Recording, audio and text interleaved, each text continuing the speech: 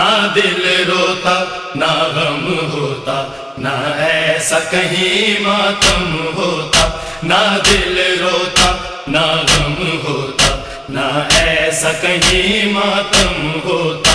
شبیر اگر تیری عزاداری نہ ہوتی۔ اعوذ باللہ من الشیطان الرجیم، بسم اللہ الرحمن الرحیم۔ ان اللہ و ملائکتہ یصلون علی النبی یا ایھا الذین آمنوا صلوا علیہ وسلموا تسلیما۔ اللهم صل على محمد وآل محمد. اللهم صل علی محمد اللهم صل علی محمد۔ بسم اللہ الرحمن الرحیم۔ عن جابر بن عبد الله الأنصاري عن فاطمة الزهراء عليها السلام بنت رسول الله صلى الله عليه وآله قال سمعت فاطمة أنها قالت دخل علي أبي رسول الله في بعض الأيام فقال السلام عليك يا فاطمة، فقلت عليك السلام، قال إني أجد في بدني سوفا، فقلت له أعوذك بالله يا أبته من الزوف، فقال يا فاطمة ائتيني بالكساء اليماني فغطيني به، فأتيته بالكساء اليماني فغطيته به وصرت أنظر إليه وإذا وجهه يتلألأ كأنه البدر في ليلة تمامه وكماله۔ اللهم صل على محمد وآل محمد. فما كانت إلا ساعة وإذا بولدي الحسن قد أقبل وقال السلام عليك يا أمه، فقلت وعليك السلام يا قرة عيني وثمرة فؤادي، فقال يا أمه إني أشم عندك راحية طيبة كأنها راحية جد رسول الله، فقلت نعم إن جدك تحت الكساء، فأقبل الحسن نحو الكساء وقال السلام عليك يا جده يا رسول الله، أتأذن لي أن أدخل معك تحت الكساء؟ اللهم صل على محمد وآل محمد.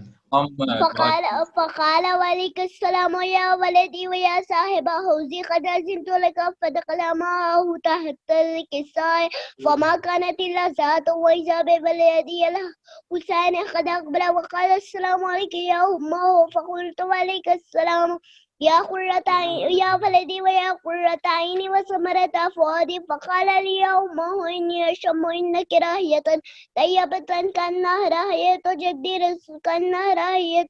جد رسول الله صلى الله عليه وآله، فقلت نعم إن جدك وأخاك تحت الكساء، فدنا الحسين نحو الكساء وقال السلام عليك يا جده، السلام عليك يا من اختار الله، أتأذن لي أن أكون معكم تحت الكساء؟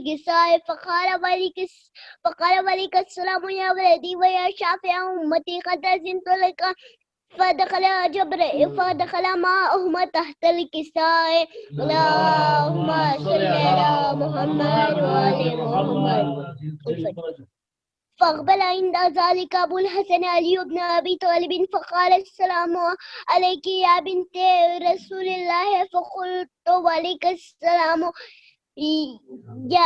يا أبا الحسن ويا أمير المؤمنين، فقال يا فاطمة إني أشم عندك راحية طيبة كأنها راحية أخي وابن عم رسول الله، فقلت نعم ها هو ما ولديك تحت الكساء، فأقبل علي نحو الكساء وقال السلام عليك يا جده يا رسول الله، أتأذن لي أن أكون معكم تحت الكساء؟ قال له عليك السلام يا أخي ويا وسيم وخليفتي وصاحب لواء، قد أذنت لك، فدخل علي تحت الكساء. اللهم صل على محمد وآل محمد.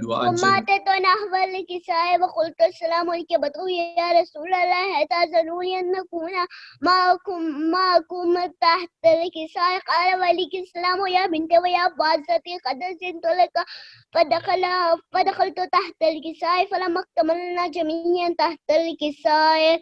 اللهم صل على محمد وآل محمد. أخذ برسول الله بطرف الكساء وما بيده اليمنى إلى السماء وقال اللهم إن هؤلاء أهل بيتي وخاصتي وحمتي لحمهم لحمي ودعمهم دامي يؤلموني ما يؤلمهم ويحزنوني ما يحزنهم. أنا هرب لمن هاربهم وسلم لمن سالمهم وعدو لمن عاداهم ومحب لمن أحبهم إنهم مني وأنا منهم. فجل صلواتك وبركاتك ورحمتك وغفرانك ورضوانك علي وعليهم أذهب عنهم الرجس وطهرهم تطهيرا. اللهم صل على محمد وآل محمد. فقال الله عز وجل يا ملائكتي ويا سكان السماوات إني ما خلقت السماء مبنية ولا أرض مهدية ولا قمر منير ولا شمس مضية ولا فلك يدور ولا بحر يجري ولا فلك يسري إلا لأجلكم إلا في محبة هؤلاء الخمسة الذين هم تحت الكساء. اللهم صل على محمد وآل محمد. فقال الأمين جبريل يا رب ومن تحت الكساء؟ فقال الله عز وجل يا ملائكة هم أهل بيت نبوة وبعد الرسالة هم فاطمة أبوها وبالوها وبنوها. اللهم صل على محمد وآل محمد. فقال جبريل يا رب أتأذن لي أن أهبط إلى الأرض لأكون معهم سادسا؟ فقال الله نعم قد أذنت لك. فهبط الأمين جبريل فقال السلام عليك يا رسول الله الذي لا يقرئك السلام ويخصك بالتحية والإكرام ويقول لك بعزتي وجلالي إني ما خلقت سماء مبنية ولا أرض مهدية ولا قمر منيرا ولا شمس مضية ولا فلك يدور ولا بحر يجري ولا فلك يسري إلا في إلا لأجلكم ومحبتكم وقد أذنا لي أن أدخل معكم فهل تأذنوا لي يا رسول الله؟ فقال رسول الله وعليك السلام يا أمين وحي الله إنه نعم قد أذنت لك. فدخل جبريل معنا تحت الكساء فقال لي إن الله قد إليكم يقول إنما يريد الله ليذهب عنكم الرجس أهل البيت ويطهركم تطهيرا. اللهم صل على محمد. فقال يا علي والذي بعثني بالحق فقال علي النبي يا رسول الله أخبرني ما لجلوسنا هذا تحت الكساء من الفضل عند الله. فقال النبي والذي بعثني بالحق نبيا واصطفاني بالرسالة نجيا ما ذكر خبرنا هذا في محفل من محفل أهل الأرض وفيه جمع من شيعتنا ومحبين وفيهم إلا ونزلت عليهم الرحمة وحفت بهم الملائكة واستغفرت لهم إلى أن يتفرقوا. اللهم صل على محمد. فقال علي إذن ولا يفزنا وفاز شيعتنا ورب الكعبة. فقال النبي ثانيا يا علي والذي بعثني بالحق نبيا واصطفاني بالرسالة نجيا ما ذكر خبرنا هذا في محفل من محفل أهل الأرض وفيه جمع من شيعتنا ومحبين وفيه محموم إلا وفرج له همه ولا مغموم إلا وكشف له همه ولا طالب حاجة إلا وقاض له حاجته. فقال لي والله فزنا وسعدنا وكذلك شيعتنا فازوا وسعدوا في الدنيا والآخرة ورب الكعبة. اللهم صل على محمد وآل محمد. اللهم صل على محمد وآل محمد. اللهم صل على محمد وآل محمد. بسم الله الرحمن الرحيم. اللهم إني أسألك بحق محمد وأنت المحمود وبحق علي وأنت الأعلى وبحق فاطمة وأنت فاطر السماوات والأرض وبحق الحسن وأنت المحسن وبحق الحسين وأنت خديم الإحسان وبحق الأئمة الستة الطاهرين من ذرية الحسين عليهم السلام. صل علی محمد و آل محمد. ناظرین کی خدمت میں ایک بات عرض کرنا چاہوں گا. یہ جناب ماسٹر مرزا اون علی سلمہ یہ محض کم عمر 6 سال سے بھی بہت کم عمر میں ہیں، اور باقاعدہ انہوں نے حدیث قصہ کی بائی ہارٹ انہوں نے تلاوت فرمائی ہے. مولا اور ترقی عطا فرمائے. ان کی صحت و سلامتی کے لیے سب مل جل کر ایک صلوات علی محمد و آل محمد. اللهم صل على محمد و آل محمد. ڈھونڈ رہی ہے جنگل میں سکینہ،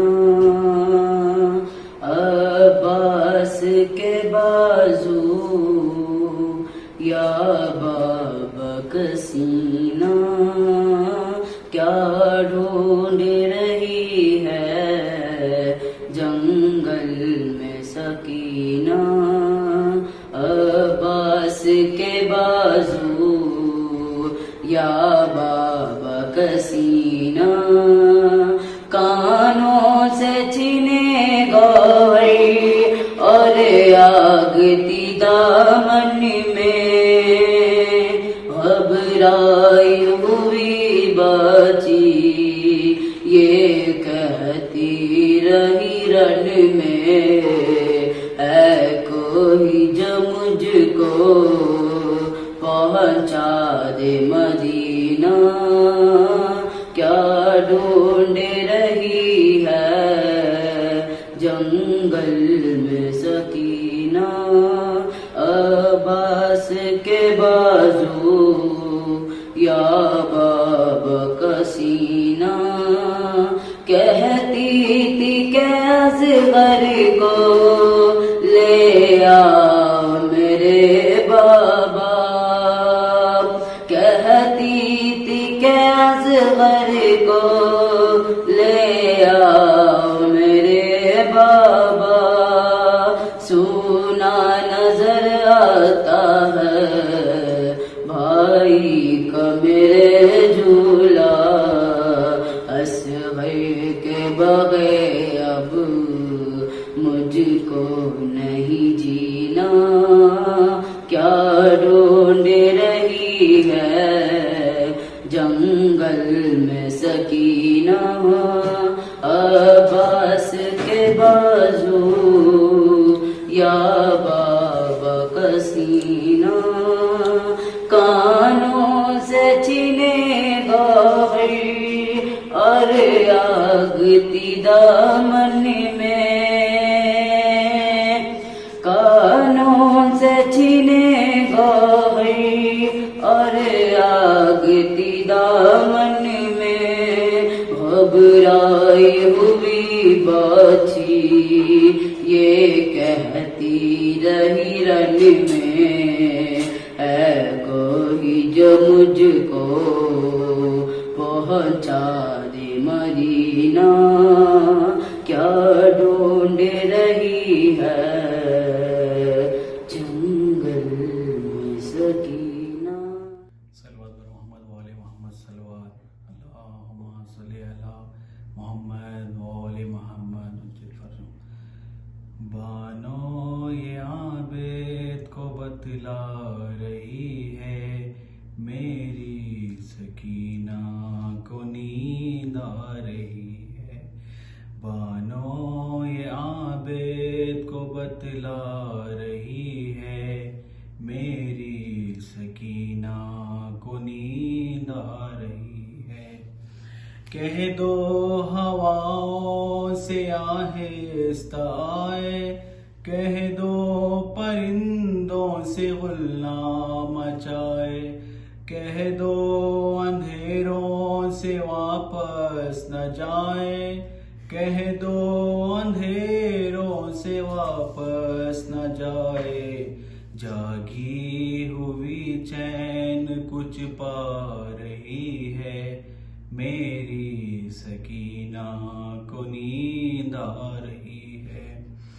شاید رسن کی اذیت ہوئی کم، مدھم کرو بیبیاں شور ماتم، سجاد زنجیر بولے نہ اس دم، سجاد زنجیر بولے نہ اس دم، شاید غموں کی گھڑی جا رہی ہے، میری سکینہ کو نیند آ رہی ہے، یہ شام غریباں کی جاگی ہوئی ہے، تماچوں کے ڈر سے نہیں سو سکی ہے، ذرا پھر گلے سے رسن جو کھلی ہے، ذرا پھر گلے سے رسن جو کھلی ہے، سکون سے جو اب سانس لے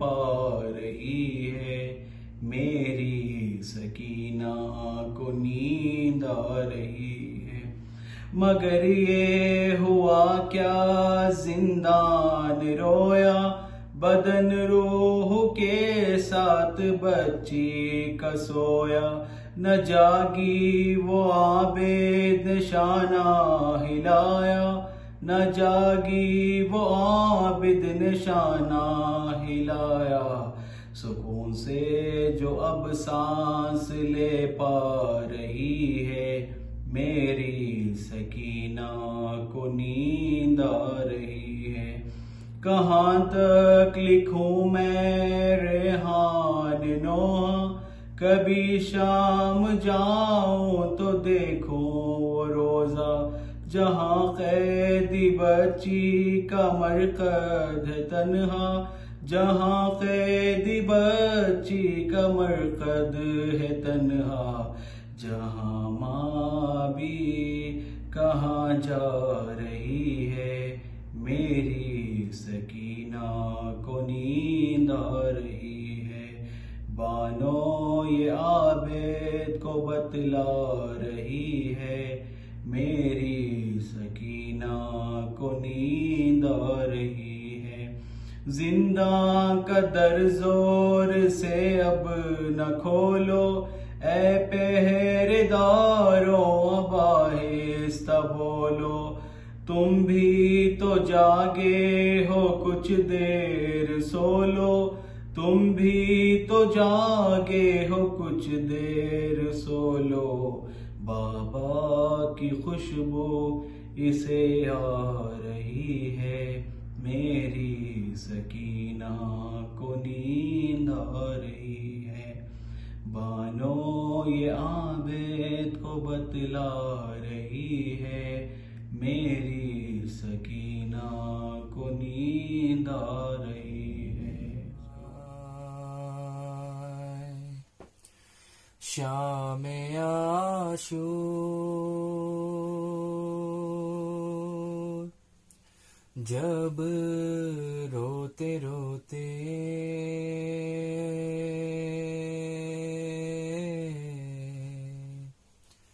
غش کھا گئی سکینہ، خواب میں دیکھتی ہے سکینہ،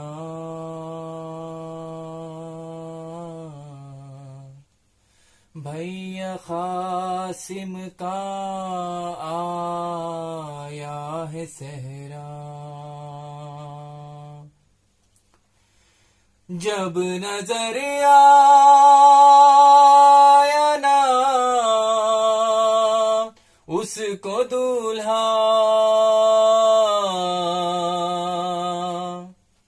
ارے مختل میں اس کو ڈھونڈنی نکلی وہ جا بجا، ناگاہ اس کو لاشے قاسم نظر آیا، ناگاہ اس کو لاشے قاسم نظر آیا، لاش قاسم پہ بولی سکینہ، گھر چلو بھائی مہندی لگا لو لاش قاسم پہ بولی سکینہ گھر چلو بھائی مہندی لگا لو گھر میں شادی کی مسند بچھی ہے گھر میں شادی کی مسند بچھی ہے فاطمہ کمر دلہن بنی ہے دھوم شادی کی رن میں مچی ہے گھر چلو بھائی مہندی لگا لو لاش قاسم پہ بولی سکینہ گھر چلو بھائی مہندی اللہم صلی علی محمد و آل محمد دختر شاہ کرب و بلا میں سکینہ ہوں اے ظالموں میری فریاد سن لو ذرا میں سکینہ ہوں اے ظالموں 6 مہینے کا بھائی میرا تیر سے اس کا چھیدا گلا 6 مہینے کا بھائی میرا تیر سے اس کا چھیدا گلا کیا تھی معصوم کی وہ خطا میں سکینہ ہوں اے ظالموں دختر شاہ کرب و بلا میں سکینہ ہوں اے ظالموں میرے بابا کا سوکھا گلا خند خنجر سے کاٹا گیا میرے بابا کا سوکھا گلا خند خنجر سے کاٹا گیا تھی یہ بی بی کے لب پہ صدا میں سکینہ ہوں اے ظالموں دختر شاہ کرب و بلا میں سکینہ ہوں اے ظالموں یاد آتے ہیں بابا ہمیں ڈھونڈنے میں گئی تھی انہیں یاد آتے ہیں بابا ہمیں ڈھونڈنے میں گئی تھی انہیں پر ملا لاشا بکھرا ہوا میں سکینہ ہوں اے ظالموں دختر شاہ کرب و بلا میں سکینہ ہوں اے ظالموں میرا کرتا جلایا گیا مجھ کو بے حد ستایا گیا میرا کرتا جلایا گیا مجھ کو بے حد ستایا گیا ہم سے چھینی ہے رن میری دا میں سکینہ ہوں اے ظالموں دختر شاہ کرب و بلا میں سکینہ ہوں اے ظالموں تم نے مارے तमाचे मुझे और छीने गोहर भी मेरे, तुमने मारे तमाचे मुझे और छीने गोहर भी मेरे, तुमने बांधा रसन में गला, मैं सकीना हुए जालिमों, दोख्तरे शाह करबो बला, मैं सकीना हुए जालिमों, मेरी फरियाद सुन लो जरा, मैं सकीना हुए जालिमों.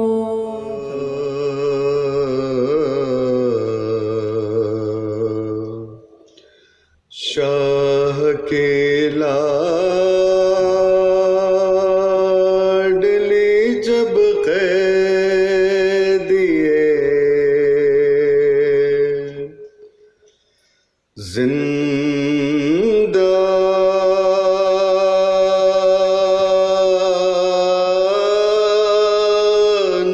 हुई, रोई घबराई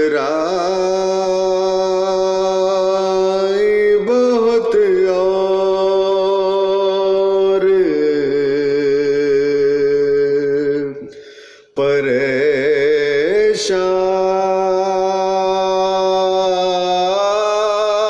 परेशान हुई, कैद खाने की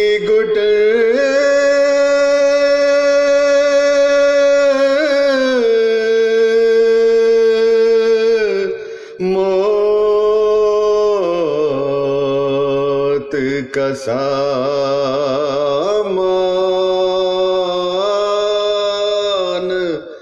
हुई, लाश शबीर की मक़तल में तड़प जाती थी,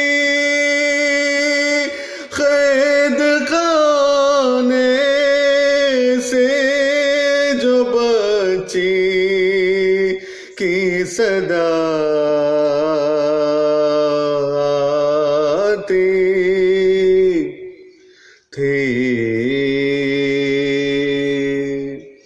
अब मुझे कोई सकीना नहीं कहता बाबा, अब मुझे कोई सकीना नहीं कहता बाबा, कैद कहता है कोई, कैद कहता है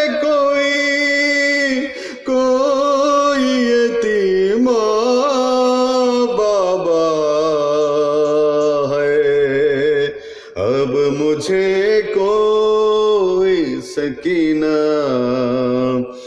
नहीं कहता बाबा, मैं बयां कैसे करूं अपनी मुसीबत तुमसे, क्या करूं अपने तमाचों की शिकायत तुमसे, सुनती हूँ दादी खा या तमाचा बाबा, अब मुझे कोई सकीना نہیں کہتا بابا. نیل رخساروں پہ بینائی بھی جس کی کم ہو، عمر ہو 4 برس یار کمر میں خم ہو. آپ نے دیکھی ہے کیا، آپ نے دیکھی ہے کیا ایسی ضعیفہ بابا. اب مجھے کوئی سکینہ نہیں کہتا بابا. آپ تھے دور تو میں سارے ستم سہتی رہی، رو پڑی کوفے کے دربار میں سے نہ سکی. آپ کے سامنے جب شمر نے مارا بابا، اب مجھے کوئی سکینہ نہیں کہتا بابا. وہ تو بیمار تھی مر جاتی سفر میں آ کے، دفن کرتے اسے بازار میں بھیا کیسے. یہ تو اچھا ہوا ہی نہیں سغرا بابا، سغرا بابا. اب مجھے کوئی سکینہ نہیں کہتا بابا. اس گھڑی ڈھونڈ رہی تھی میں چچا جان کا سر، کیسے بتلاؤں کہ کیا گزری تیری بیٹی پر. مجھ کو ظالم نے کنی، مجھ کو ظالم نے کنی زی میں تھا مانگا بابا. اب مجھے کوئی سکینہ نہیں کہتا بابا.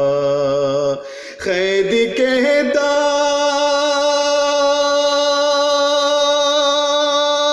ہے کوئی،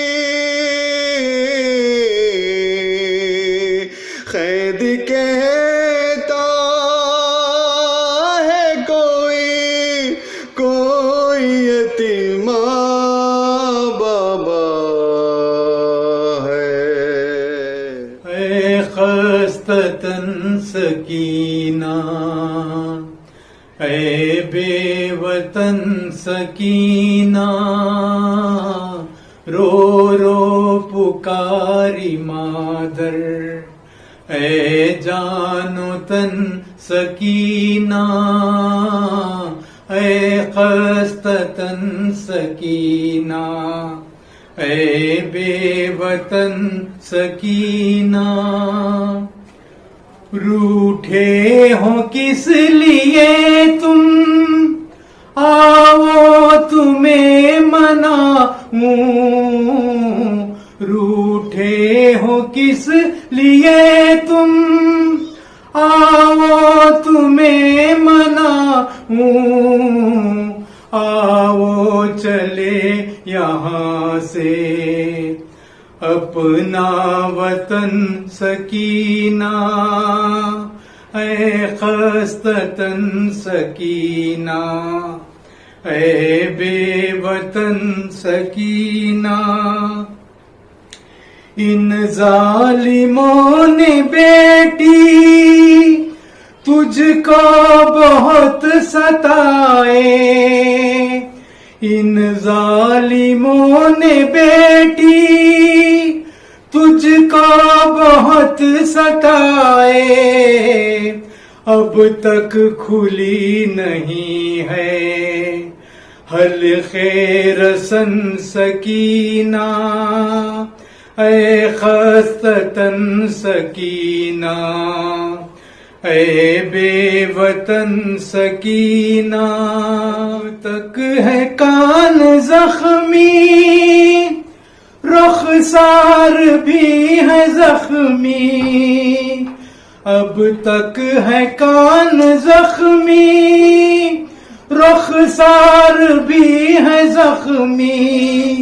शायद है दर्द तुमको नाजुक बदन सकीना, ऐ खस्ततन सकीना, ऐ बेवतन सकीना। बीबी चली कहाँ हो ये तो हमें बताओ, बीबी चली कहाँ हो ये तो हमें बताओ। वीरान कर न जाओ मेरा चमन सकीना, ऐ खस्ततन सकीना, ऐ बेवतन सकीना। रो रो पुकारी मादर, ऐ जानो तन सकीना। लाशे पे कर रही थी ज़ैनब ये रो के ज़ारी, लाशे पे कर रही थी ज़ैनब ये रो के ज़ारी। लाऊं कहाँ से तुमको मैं 2 गज कफन सकीना, ऐ खस्ततन सकीना, ऐ बेवतन सकीना। मरकद में रख के लाशा अनवर ये कह रहे थे, मरकद में रख के लाशा अनवर ये कह रहे थे। आबिद ज़बां से हरदम मेरी बहन सकीना, ऐ खस्ततन सकीना, ऐ बेवतन सकीना। रो रो पुकारी मादर, ऐ जानो तन सकीना। कैसी उदासी है ये, कैसी उदासी है ये, कैसी उदासी है। वीराल हवेली में, वीराल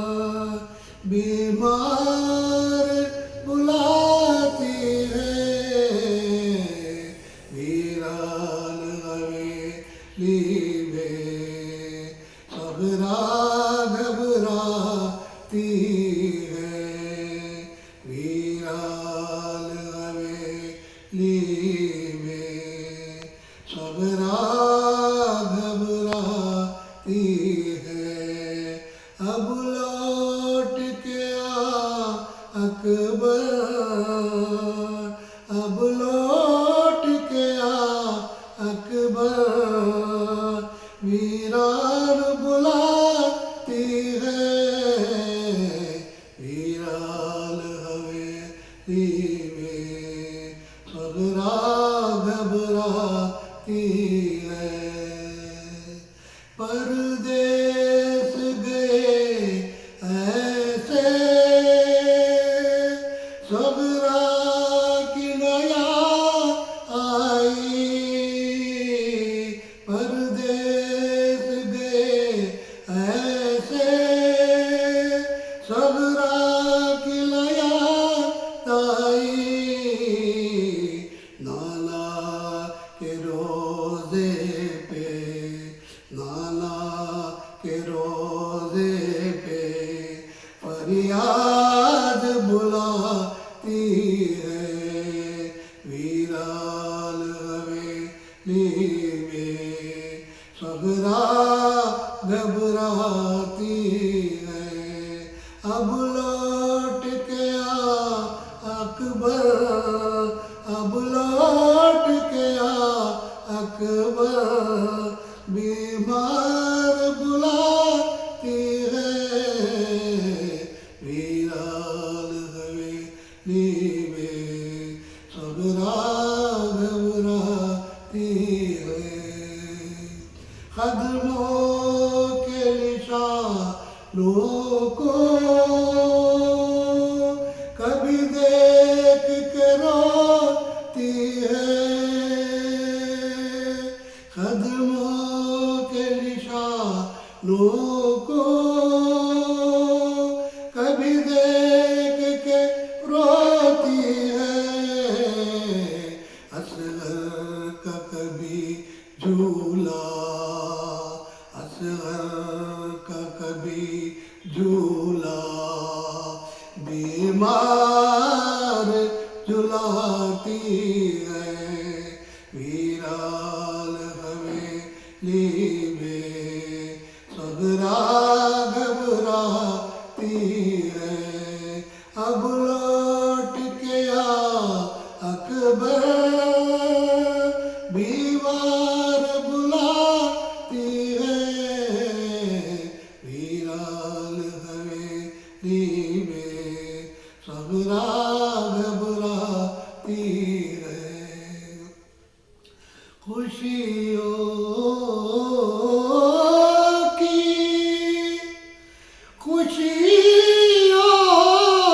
की घड़ियां आएगी जब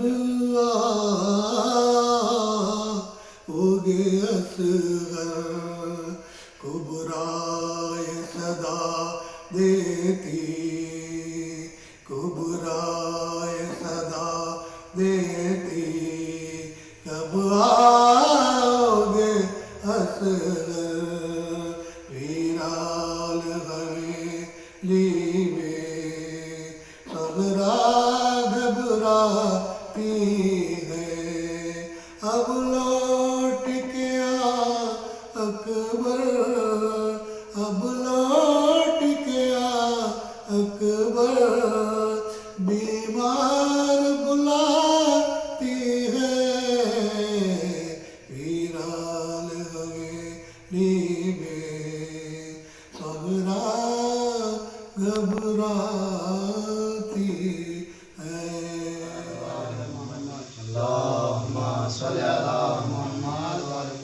जब दावे कसी ना सकी ना उठा सकी और दर्द दिल ना खौफ के मारे सुना सकी खाए तमाचे शुम्र के जा तक के खा सकी सिंकम था दो बहुत न बर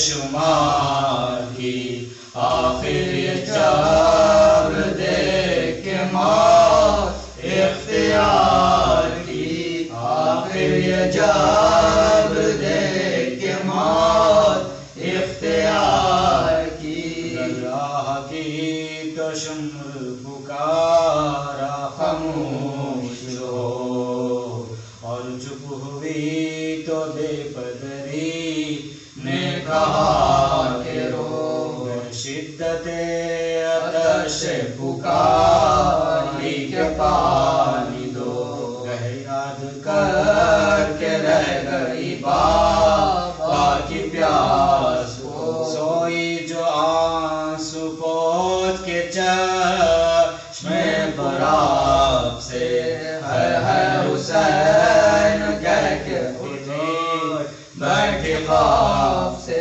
ہے حسین کہہ کے پھر بیٹھی خواب سے دل میں سما گیا تھا جو شمرلئی کا ڈر سونے میں کانپ کانپ کے کہتی تھی رات بھر فریاد چھنتا ہے گوہر شمر بد گوہر آتا ہے ساتھ چھپوں جا کے میں ادھر زینب پھوپھی سنبھالو کلے جا دھڑکتا ہے سجاد بھائی دیکھو یہ پھولی گھراتا ہے سجاد بھائی دیکھو یہ پھولی گھراتا ہے جب پیاس لگتی روکے چچا کو پکارتی دکھتے جو کان شاہ خدا کو پکارتی آتا نہ جا کوئی تو خدا کو پکارتی جینے سے تنگ ہو کے خزا کو پکارتی کہتی تھی نا چچا نا امام میں امام رہے رلوانے کو ادھورا ہے رونے کو ہم رہے رلوانے کو ادھورا ہے رونے کو ہم رہے حال شب وفات سکی نہ ہے یادگار گویا کہ اپنی مرگ تھی بے کس پہ آشکار ملتی تھی شام سے وہ گلے سب کے بار بار ماں کی بلائیں لیتی تھی وہ ماں کے غم گزار تسلیم کو پھوپھی کے کبھی سر جھکاتی تھی بے خطا پہ سب سے خطا بخشواتی تھی بے خطا پہ سب سے خطا بخشواتی تھی زندہ سے کہتی تھی کبھی وہ اسیر غم ہو جائے گا کلے تیرا مہمان کا میت کسی کی ننھی سی نکلے گی سو بھدا بانو سے یہ خطاب کبھی تھا بچشم دم ایک تازہ موت ہوگی نبی کے گھرانے میں اماں لٹو گی آج کی شب قید خانے میں اماں لٹو گی آج کی شب قید خانے میں بانو پکار لٹ تو چکی اب لٹوں گی کیا بی بی نہ نام لٹنے کا لو تم پہ میں فدا گوہر چھینے تماچے لگے کانچا ہوا لٹنے سے میری بی بی کا پر دل نہیں بھرا زینب کی پشت نو کے سینہ سے فرار ہے پر میری پیار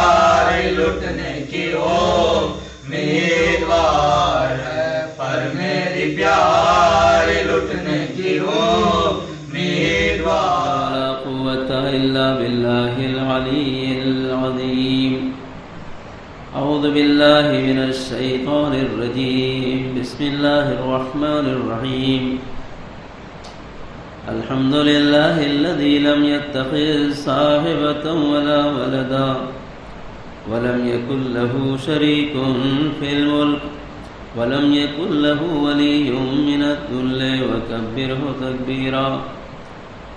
والصلاة والسلام والتحية والإكرام على رسول الأنام النبي الأمجد المصطفى الأحمد أبي القاسم محمد وعلى أهل بيته الطيبين الطاهرين المعصومين المظلومين ولعنة الدائمة الباقية على أعدائهم أجمعين من ليلنا هذا إلى يوم الدين. أما بعد، فقد قال رسول الله صلى الله عليه وآله وسلم: تفكر ساعة أفضل من عبادة 70 ساعة. باوجہ بلند صلوات.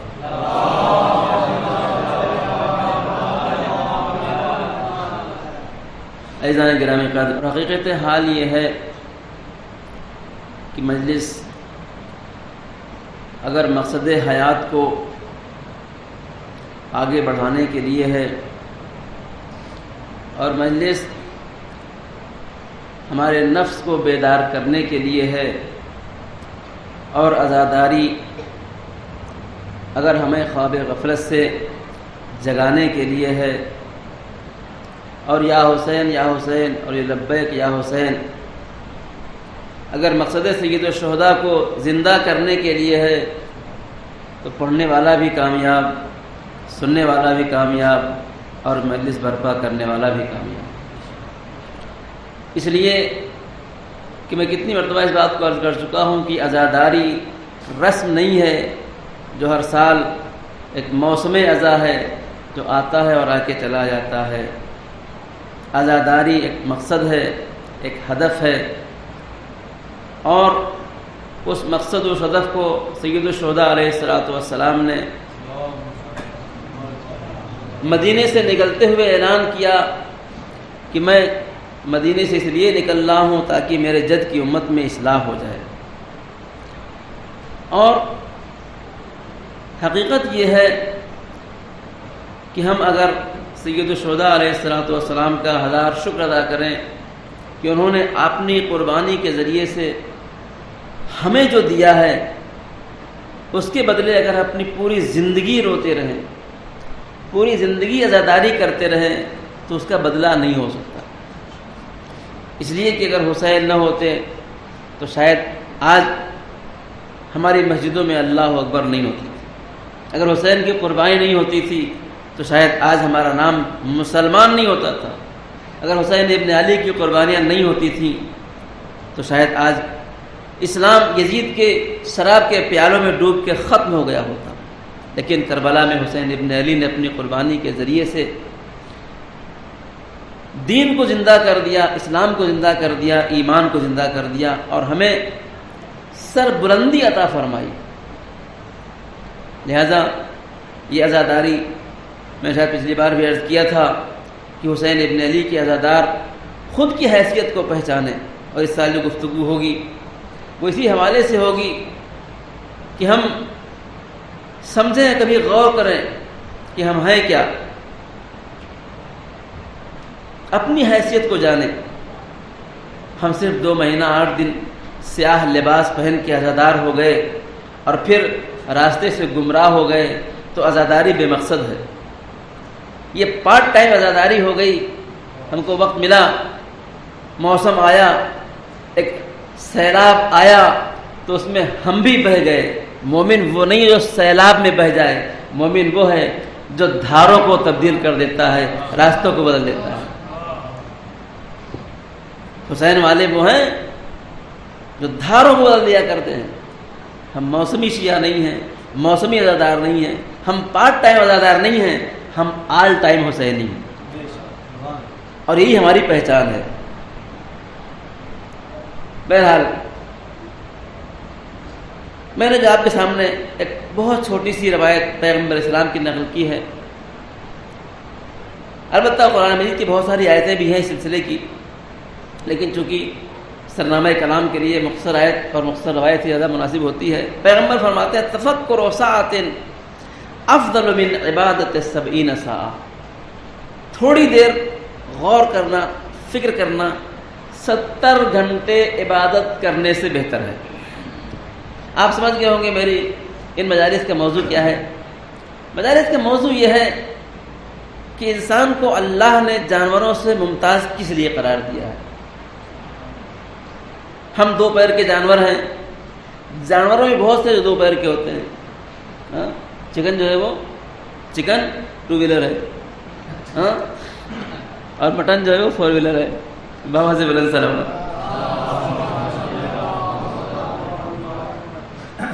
تو جانور جو ہے وہ ان میں ہم میں امتیاز کیا ہے؟ کھانے پینے کا امتیاز نہیں ہے، وہ بھی کھاتے ہیں ہم بھی کھاتے ہیں، وہ بھی پیتے ہیں ہم بھی، ان کو بھی شدت پیاس کا احساس ہوتا ہے، ہم کو بھی بھوک کا احساس ہوتا ہے، ان کی بھی زندگی کی ضروریات ہم پہ بھی۔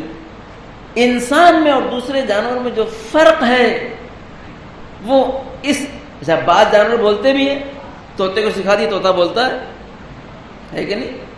بعض جانور جو ہے ناطق بھی ہو جاتا ہے، بولتا بھی ہے۔ جو فرق ہے دوسرے جانور سے ہم انسانوں میں 2 پیر کے جانور میں، وہ فرق کیا ہے؟ وہ فرق انسان کی قوت تصور ہے، فکر کی قوت جو ہے، وہ سوچنے کی جو صلاحیت ہے، وہ انسان کو دوسرے جانوروں سے ممتاز کرتی ہے۔ اور کبھی بیٹھ کے سوچئے وہ کیا ہے؟ انسان سوچتا کیسے ہے؟ انسان سوچتا ہے اپنی عقل کے ذریعے سے، اور یہی عقل انسان کے پاس اتنی بڑی نعمت ہے کہ اگر اس انسان سے اس عقل کو مائنس کر دیا جائے تو یہ انسان بیچارہ کہیں کا نہیں رہتا، نہ جانوروں میں جا سکتا نہ انسانوں میں رہ سکتا ہے۔ ہاں، عقل نہیں ہو، دیکھیے جو لوگ، اللہ سب کو محفوظ رکھے، جو لوگ ذہنی طور کے اوپر بگڑے ہوئے ہوتے ہیں، دیوانے ہوتے ہیں، اسے انسانوں کی انجمن میں جگہ نہیں ملتی کہ وہ اس کے پاس عقل نہیں ہے۔ ایسا نہیں کہ جا کے طویلے میں رہتا ہو، وہ جانوروں میں نہیں جاتا اس لیے کہ وہ جانور نہیں ہے۔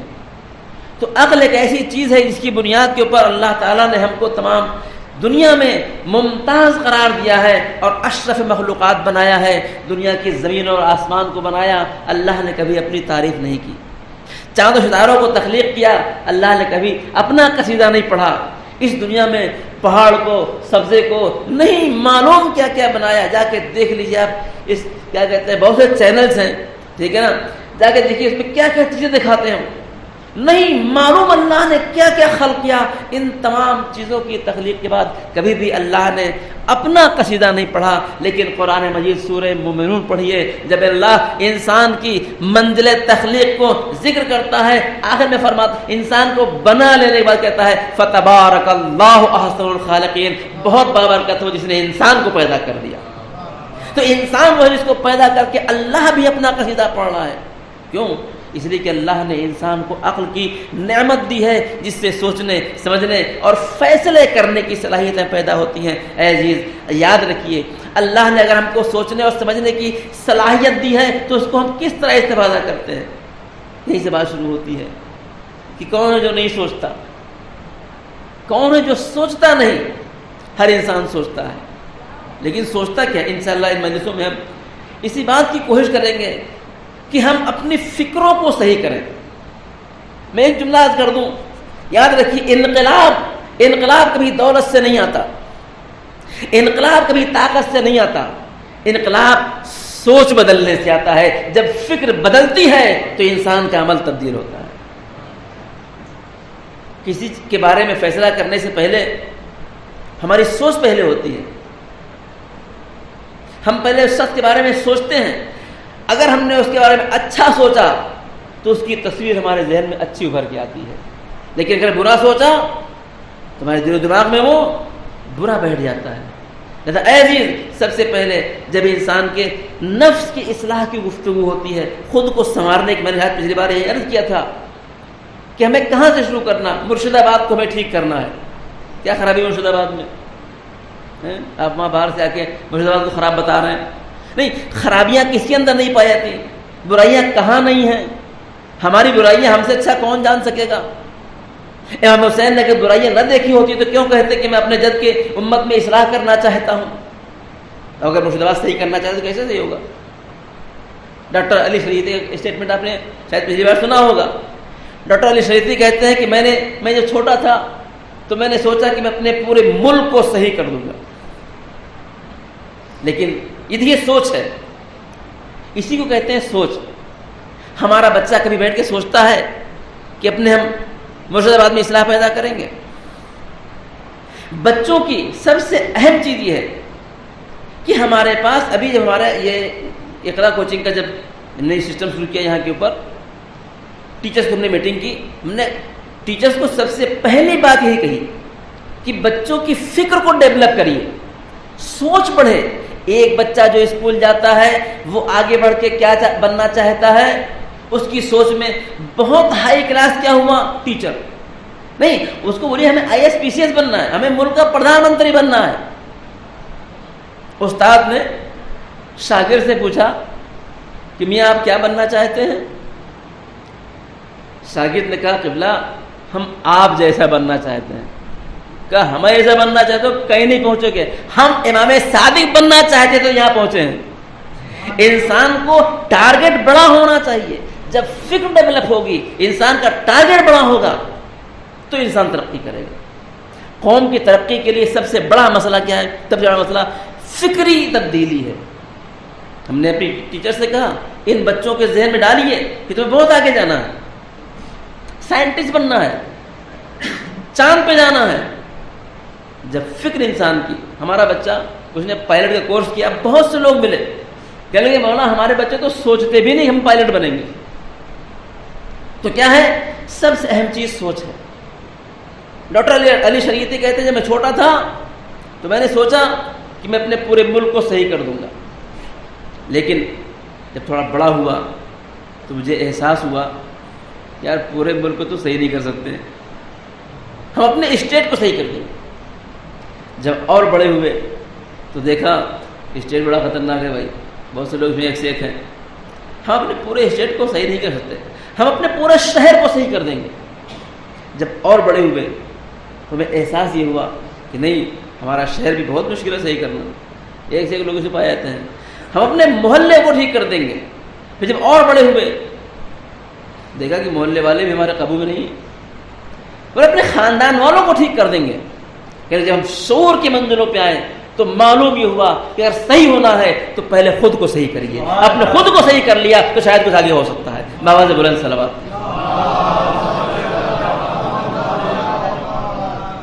تو سسٹم کیا ہے؟ سسٹم خود سے شروع کرنا ہے، ہم کو اپنے کو دیکھنا ہے. ہم نے اسی لیے خمینی صاحب نے فرمایا کہ سب سے پہلا درس انسان کا خود سازی ہے. اپنے کو بنائیں گے ہم. جب تک ہم نمازی نہیں ہوں گے ہمارے بچے نمازی کیسے ہوں گے؟ جب تک ہم سچ نہیں بولیں گے ہمارے بچے سچے کیسے ہوں گے؟ لہذا شروع کہاں سے کرنا ہے انسان کو اپنے سے شروع کرنا. اب اپنے شروع کرنے کا مطلب کیا ہے؟ کھا رہے ہیں، پی رہے ہیں، بیمار ہوئے دوا لے رہے ہیں، سمجھے آپ، اچھے گھر میں رہ رہے ہیں، فصلہ سب کچھ ہے. شروع کہاں سے کرنا؟ شروع انسان کو اپنی فکر سے کرنا، اپنے خیال سے. بس یہی میری مجلسوں کا اصل میسج ہے کہ انسان اپنے فکر کو دیکھے کہ ہم سوچتے کیا ہیں، کیسا سوچتے ہیں. دیکھیے اللہ نے انسان کو آزاد پیدا کیا، ٹھیک ہے. یہ البتہ پوری ایک بحث ہے کہ انسان مجبور ہے کہ مختار ہے. مسلمانوں میں قبیلے ہیں، فرقے ہیں. بعض کہتے ہیں کہ اللہ نے انسان کو مجبور پیدا کیا، کہتے ہیں کہ اللہ کی مرضی کے بغیر پتا بھی نہیں ہلتا ہے. چنانچہ بہت مشہور واقعہ ہے جناب ابو حنیفہ کا، ان کا نظریہ یہی تھا کہ انسان مجبور ہے، انسان جو کرتا ہے وہ اللہ کی مرضی سے کرتا ہے. پھر اعتراض ہوا کہ جب انسان جو کچھ کرتا ہے اللہ کی مرضی سے کرتا ہے تو گناہ بھی اللہ کی مرضی سے کرتا ہے. پھر ڈنڈے کس بات کے بھائی؟ اللہ کے حکم سے میں نے گناہ کیے تو ڈنڈے کس بات کے؟ تو ایک الگ دوسرا فرقہ آیا، اس نے کہا نہیں، انسان بالکل مختار ہے، جو دل اللہ نے پیدا کر کے انسان کو چھوڑ دیا ہے۔ تو جو لوگ کہتے ہیں کہ انسان مجبور ہے، اس فرقے کا نام ہے مجبرہ، کہ وہ کیا ہے، وہ کہتے ہیں انسان بالکل مجبور، کچھ نہیں۔ اس کے مقابلے میں ایک فرقہ آیا کہ نہیں، انسان بالکل مختار، جو کچھ چاہے کرے، اللہ نے پیدا کر دیا ہے، جو کچھ چاہے کرے۔ پھر اعتراض ہوا کہ جب انسان مختار ہے، جو چاہے کرے، تو چاہے اچھا کرے چاہے برا کرے، تو گناہ کے اوپر ڈنڈے کا ہے بات کے، اور ثواب پہ، اچھے پہ ثواب کا ہے بات کا۔ ہمارے امام سے کسی نے پوچھا کہ آقا آپ بتائیے انسان مجبور ہے کہ مختار ہے؟ امام نے کہا اپنا ایک پیر اٹھاؤ۔ اس نے ایک پیر اٹھایا، کہا دوسرا اٹھاؤ، کہا مولا گر جائیں گے۔ امام نے فرمایا اتنا مجبور ہے کہ دونوں پیر نہیں اٹھا سکتا، اتنا مختار ہے کہ ایک پیر اٹھا سکتا ہے۔ الامر بین الامرین۔ ہم کیا ہے، ہم انسان آزاد ہے، آزاد ہے، لیکن اس آزادی کے حدود ہیں۔ اللہ نے ایک بہت اچھی مثال، بہت سے لوگ جو جانور چراتے ہیں ان کی ایک چراگاہ ہوتی ہے، تو سسٹم ختم ہو گیا ہے، چراگاہ میں لے جا کے بھیڑوں کو چھوڑ دیتے ہیں، لیکن ان بھیڑوں کے ساتھ ساتھ کچھ کتے ہوتے ہیں جو ان کو کنٹرول کرتے رہتے ہیں کہ کہیں ایسا نہ ہو کہ چراگاہ سے نکل کے جائے کسی کے کھیت میں گھس جائے۔ تو یہ بھیڑیں چراگاہ میں تو آزاد ہیں، لیکن اس چراگاہ کی حدود کو کراس کرنے کے لیے مجبور ہیں۔ اللہ نے انسان کو آزاد پیدا کیا ہے، لیکن حدود شریعت کو رکھا ہے تاکہ انسان اس سے تجاوز نہ کرنے سے بھائی۔ کوئی نہ سمجھے کہ ہم جو چاہے کریں، لیکن انسان کی فکر کیا ہے؟ اللہ کہتا ہے کھاؤ، اللہ نے کھانے سے منع نہیں کیا ہے۔ قرآن کیا کہتا ہے؟ کلو واشربو، خوب کھاؤ اور خوب پیو، لیکن سب کچھ نہیں کھاؤ اور سب کچھ نہیں پیو۔ پتا سب کہتے ہیں پیو، کیا سمجھا؟ تو پینے کی اجازت ہے لیکن سب کچھ پینے کی اجازت نہیں ہے، کھانے کی اجازت ہے لیکن حرام کھانے کی اجازت نہیں ہے۔ تو ایک حدود ہے جس کو معین کیا گیا ہے۔ اسی طریقے سے انسان کی سوچ ہے، پوری توجہ۔ آج پوری دنیا میں اسلام کو بدنام کیا جا رہا ہے اور اسلام کو ٹیررزم کا جوڑا جا رہا ہے کہ اسلام ایک ٹیررسٹ مذہب ہے، جبکہ ایسا نہیں ہے، ایسا نہیں ہے۔ اس لیے کہ لوگوں تک قرآن نہیں پہنچ رہا ہے، لوگوں تک دین نہیں پہنچ رہا ہے۔ لوگوں نے جو اسلام لوگوں کے سامنے پیش کیا گیا وہ کیا ہے؟ اس میں داڑھی اور ٹوپی ہے، اس میں داڑھی ہے اور ٹوپی ہے۔ اس میں یہ نہیں ہے کہ اگر ایک آدمی ڈوب رہا ہے تو اس کا مذہب نہیں پوچھنا ہے کہ تم مسلمانوں کے ہندو اس کو بچانا واجب ہے، ٹھیک ہے؟ تو صحیح دین نہیں پوچھا جا رہا ہوتا۔ تو اسلام کیا ہے؟ اب آپ سوچئے کہ انسان سوچنے میں آزاد ہے، دیکھیں سوچنے میں کسی کیا کہتے ہیں، انسان کچھ بھی ہو جائے، کوئی کسی کی فکر کے اوپر قید نہیں لگا سکتا کہ آپ یہ نہ سوچیے وہ نہ سوچیے۔ ہاں لائٹ بجھی ہوئی ہے، لیٹے ہوئے ہیں رات میں، سوچ رہے ہیں، میزم صاحب سوچ رہے ہیں کہ اب کی الیکشن میں کھڑا ہوں گا اور اب کی سی ایم میں بنوں گا، اور میں سی ایم بنوں گا تو مرشد آباد والے ہمارے دشمن سے کو ٹھیک ٹھاک کر دوں گا۔ سوچ رہے ہیں کوئی قید ہے اس میں؟ آپ سوچنے میں سی ایم بنیے، آپ سوچنے میں پی ایم بنیے، آپ سوچنے میں مرجع بنیے، آپ سوچنے میں کچھ بنیے، سوچ پہ کوئی پابندی نہیں ہے، سب کچھ سوچ سکتے ہیں، مسئلہ نہیں نا۔ اور کم سے کم اگر نہیں سوچ سکتے ہیں بھائی، دیکھیے دو چیزیں ہیں، کچھ چیزیں ہیں جو ممکن ہے۔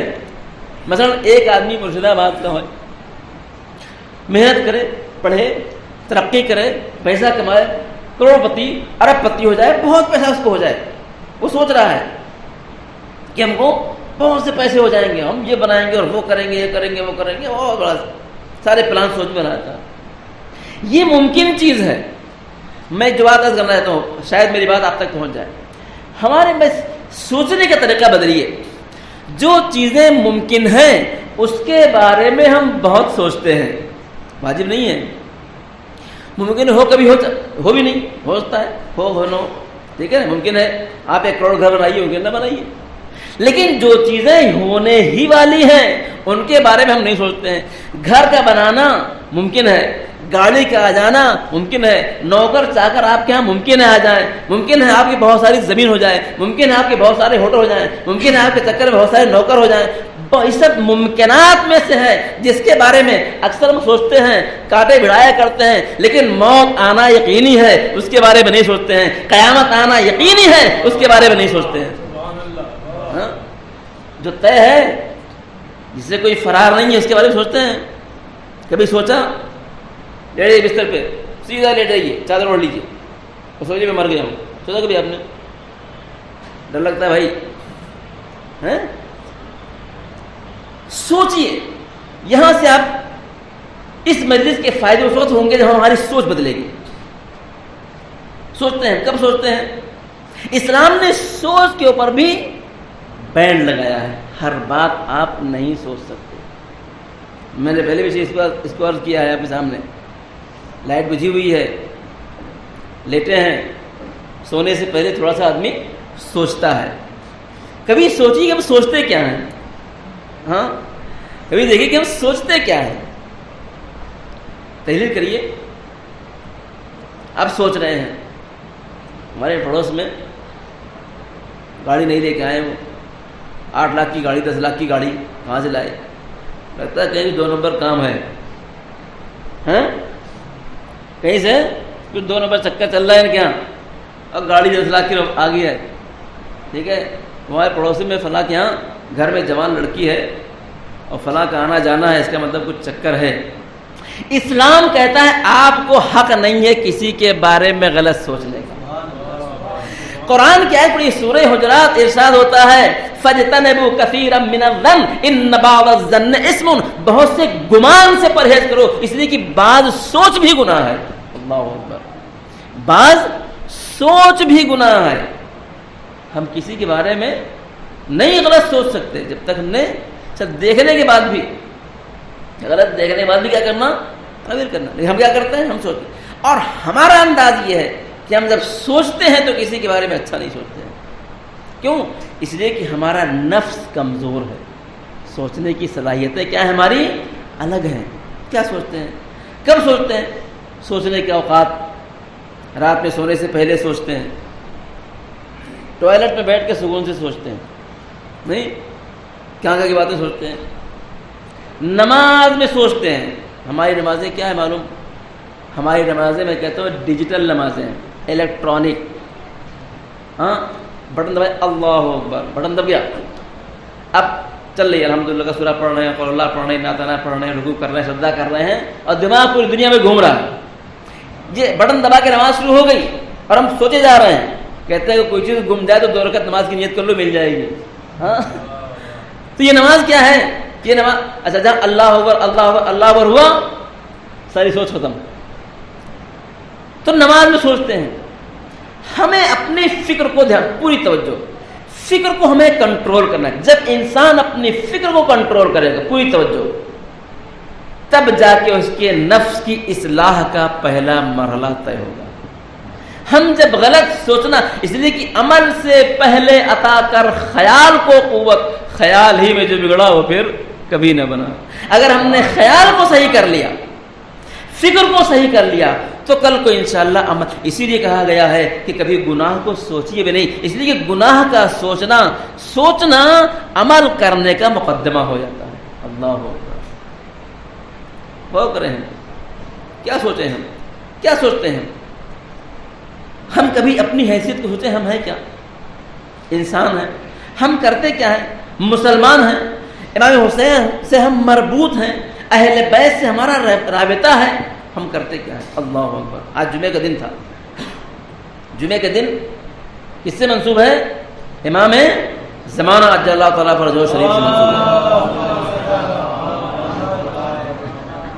امام سے منسوب ہے نہیں. کتنے لوگ ہیں جو 24 گھنٹے میں اپنے امام کے بارے میں سوچتے ہیں.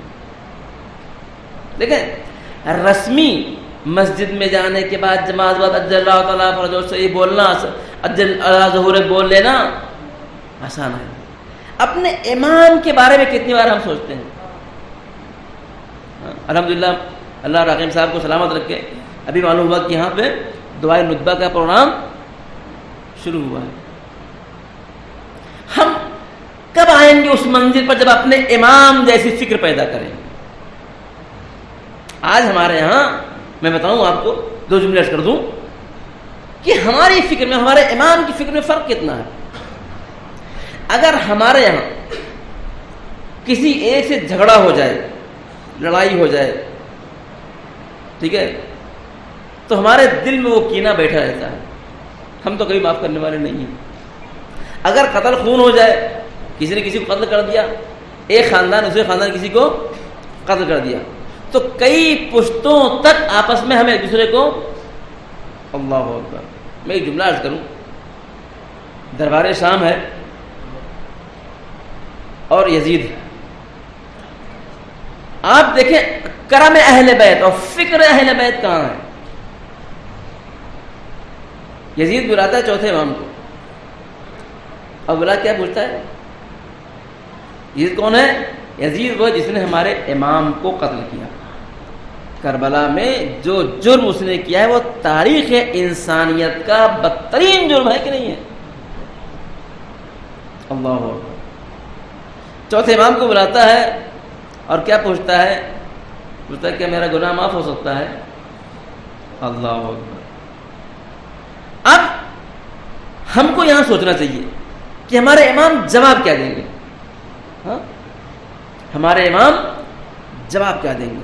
اور یہاں سے ہمارے مسئلہ یہ ہے کہ ہم نے چوتھے امام کو پہچانا، اہل بیت کو پہچانا نہیں. اس نے پوچھا کیا ہمارا گناہ معاف ہو سکتا ہے؟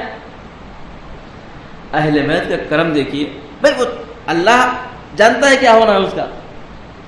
ٹھیک ہے، امام حسین کا قاتل، اہل بیت کو لوٹنے والا، سمجھے آپ، ان کو پیاسا رکھنے والا، ان کے اہل بیت، وہ جو کچھ کیا وہ ٹھیک ہے، لیکن جواب اہل بیت کیا ہے؟ اس نے پوچھا کیا میرا گناہ معاف ہو سکتا ہے؟ امام نے کیا فرمایا؟ ہاں معاف ہو سکتا ہے. اللہ اکبر. اسے کہتے ہیں آل محمد کا کرم کہ اپنے باپ کے قاتل کو بھی مایوس نہیں ہونے دیتے ہیں. ہاں معاف ہو سکتا ہے. ہم کیا کرتے ہیں؟ جس سے ہماری لڑائی ہو جائے نا، وہ اگر سونے کا ہیرے کا بھی ہو جائے، اس کے بارے میں اچھا ہم سوچتے ہی نہیں. اپنی سوچ کو بدلیے. ہمیشہ انسان کی اصلاح کا مرحلہ سب سے پہلے فکری اصلاح سے ہوتا ہے. سب سے پہلے کیا کریے؟ سب سے پہلے سب کے بارے میں اچھا سوچنا شروع کیجیے. دوست وہ بھی اچھا ہے اور دشمن ہے وہ بھی اچھا ہے، اس لیے کہ ہم اپنی برائیوں کو تو اچھی طرح جانتے ہیں لیکن سامنے والے کی برائی کو نہیں جانتے. ان الانسان علی نفسہ بصیرہ، ہر انسان اپنے نفس سے آگاہ ہے کہ میں کیسا ہوں. جب وہاں پہنچیں گے، قصہ مشہور ہے، خیمہ لگا ہوا ہے، ایک شخص آتا ہے، پہنچتا ہے، زبان باہر نکلی ہوئی ہے پیاس سے. اللہ اکبر. ہم کب وہاں پہنچیں گے؟ زبان نکلی ہوئی ہے پیاس سے، اور آگے کہتا ہے پانی پانی پانی. چوتھے امام خیمے میں جاتے ہیں، پانی لے کے آتے ہیں اور اس کو پانی پلاتے ہیں. دھیرے دھیرے کر کے اس کو پانی جب حلق میں جاتا ہے تو جان میں جان آتی ہے. پھر ٹھیک سے پانی پیتا ہے اور سیر و سیراب ہو جاتا ہے. بعض لوگ کہتے ہیں ابن زیاد تھا، بعض کہتے ہیں حسین بن نمیر تھا. حسین بن نمیر جناب اکبر کا قاتل. اس کو ہوش آیا، اس نے دیکھا چوتھے امام. معلوم کیا اس نے کہا اگر آپ مجھ کو پہچان لیتے نا تو آپ مجھے پانی نہیں پلاتے تھے. اللہ اکبر. تم نہیں پہچانتے ہو چوتھے امام کو، یہ تو تم کو خود پہچان رہا ہے. اگر آپ مجھے پہچان لیتے تو مجھے پانی نہیں پلاتے تھے. اللہ اکبر. چوتھے امام نے فرمایا میں تجھے خوب پہچانتا ہوں، تو وہی ہے جس نے میرے بھائی کے کلیجے میں نیزہ مارا تھا. لیکن فرق اتنا ہے، کل ہم تیرے پاس آئے تھے وہ تیرا کردار تھا، آج تو ہمارے پاس آیا یہ میرا کردار ہے. ہاں، یہ کس کی سوچ ہے؟ یہ اہل بیت کی سوچ. ہمارے پاس مشکل یہ ہے کہ ہمارے پاس سوچ بھی اہل بیت کی نہیں، کردار تو بہت دور کی بات ہے. بابا سے بلند صلوات.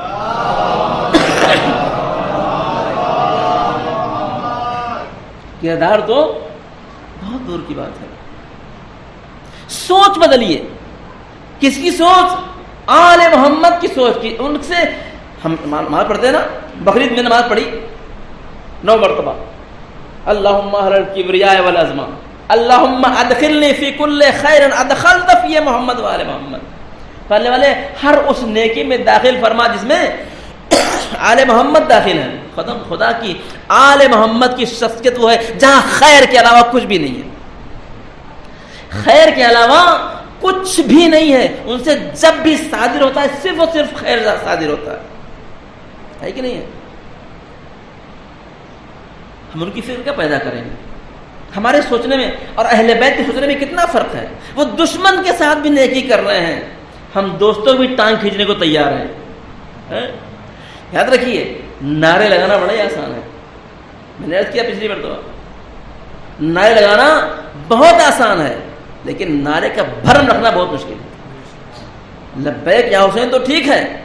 ہمارے استاد بہت سی بات کہتے ہیں ہمارے لبیک یا حسین کا مسئلہ معلوم کیسا ہے. مسئلہ ایسا ہے کہ کربلا ہو گئی ہے, ٹھیک ہے نا.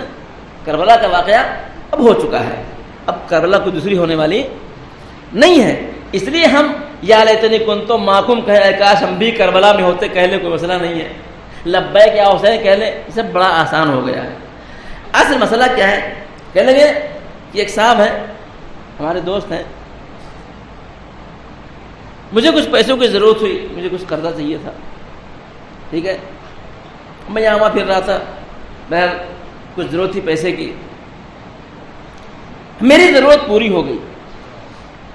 جب میری ضرورت پوری ہو گئی تو ان کی ملاقات ہوئی, اور میں نے بتایا میری یہ پریشانی تھی, مجھے پیسے کی ضرورت. ارے آپ مجھ سے کیوں نہیں بتایا آپ نے؟ اب ان کو پتہ لگا کہ میری ضرورت پوری ہو چکی ہے, تو کہہ رہے مجھے کیوں نہیں بتایا. جب ان کو بتاتے تو معلوم ہوتا کہ کتنے پانے. کربلا ہوتی اور ہم وہاں ہوتے تو معلوم ہوتا ہم یا لیتنی کنتم معکم کیسے کہہ رہے ہیں. اب تو کربلا ہو چکی ہے, اب یا لیتنی کہنا آسان ہے, لبیک یا حسین کہنا آسان ہے. لیکن ایسا نہیں ہے کہ کربلا ختم ہو گئی. ابھی بھی حسین ابن علی علیہ السلام کی حل من ناصر کی آواز پوری دنیا میں قیامت تک گونج رہی ہے. کوئی یہ نہ سمجھے کہ کربلا میں اب تو شہید ہونا نہیں ہے, کربلا کی پیاس تو برداشت کرنا نہیں ہے, اب تو کربلا ختم ہو گئی ہے, ہم یا لبیک یا حسین کہہ لیں گے. نہیں, آج بھی اگر نماز ادا نہیں کر رہے ہیں, دین کی پابندی نہیں کر رہے ہیں, تو پھر لبیک یا حسین کا کوئی فائدہ نہیں. کہاں ہے کربلا؟ کربلا کہاں ہے؟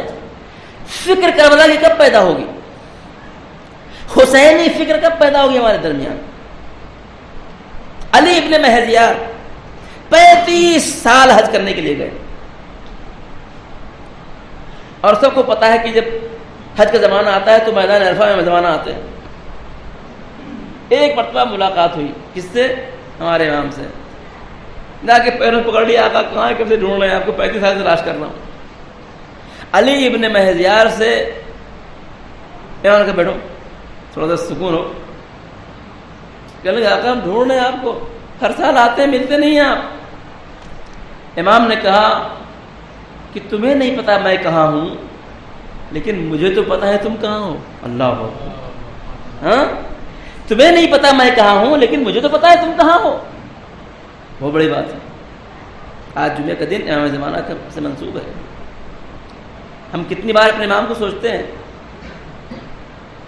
ہمارے استاد نے بہت اچھی بات کہی, کہنے لگے حقیقت یہ ہے کہ امام زمانہ بہت مظلوم ہے, اور امام حسین سے بھی زیادہ مظلوم امام زمانہ ہے.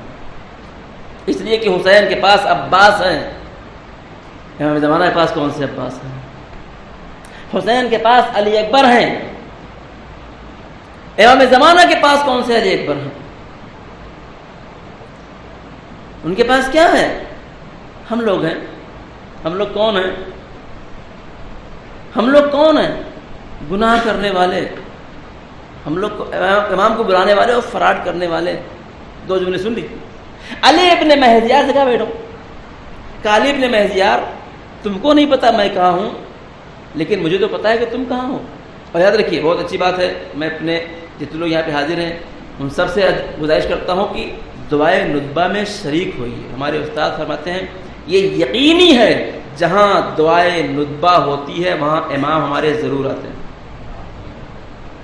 یاد رکھیے علاقے کی آبادی میں ان چیزوں کا بہت بڑا شیئر ہوتا ہے، نوجوانوں کی ترقی میں ان چیزوں کا بہت بڑا اثر ہوتا ہے۔ ہمارے اس مرشد آباد میں امام زمانہ کا آنا جانا ہے کہ نہیں ہے؟ اگر ان کا آنا جانا ہوگا تو ہماری قوم ترقی کرے گی۔ آنا جانا کیسے ہوگا؟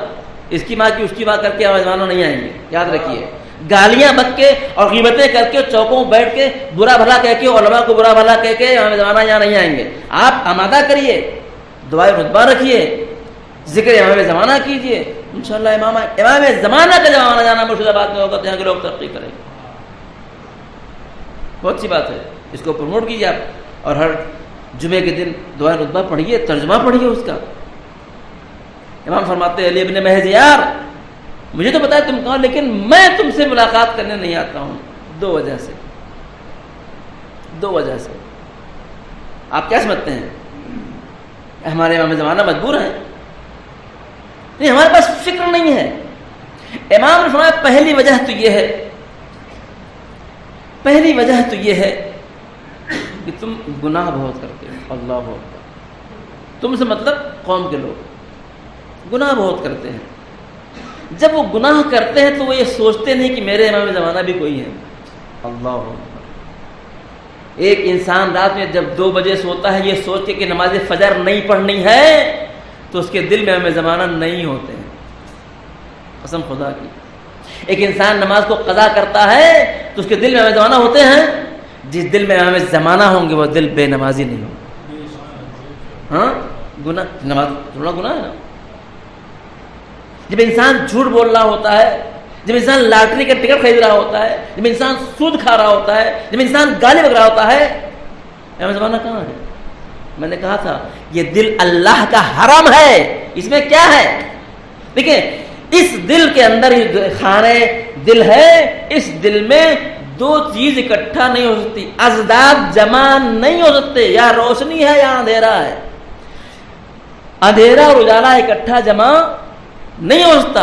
یہ دل اللہ کا حرم ہے، اگر یہاں امام حسین ہے تو پھر دوسرے کی گنجائش نہیں ہونی چاہیے، اگر امام حسین ہے تو پھر وہ کام نہیں ہونا چاہیے دوسرے کرتے ہیں۔ دوسری بات امام نے فرمایا، دوسری وجہ یہ کہ تم آپس میں لڑتے بہت ہو۔ اللہ، آپس کے جھگڑے یہ وہ چیزیں جو ہمارے دل کو خون کرتی ہیں۔ شیعہ کو آپ جا کے دیکھیے کتنے شیعوں کے مقدمے پڑے ہیں دادگاہ میں شیعوں کے خلاف۔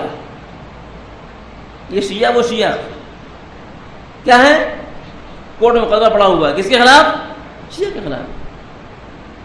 اور چھٹے امام کی روایت سن لیجیے، چھٹے امام فرماتے جب 2 لوگ آپس میں لڑتے ہیں تو لڑنے والے دونوں کو بھی حق پہ نہیں ہوتا۔ ہمارا مسئلہ ہی ہے، ہم تو یہ تو کہتے چلے آئے ہیں کہ جنگ صفین میں ہو ہی نہیں سکتا کہ ادھر بھی حق ہو ادھر بھی حق ہو، یا علی حق میں یا علی کا مخالف حق پہ ہے۔ ہم جب لڑتے ہیں تو کیا ہوتا ہے؟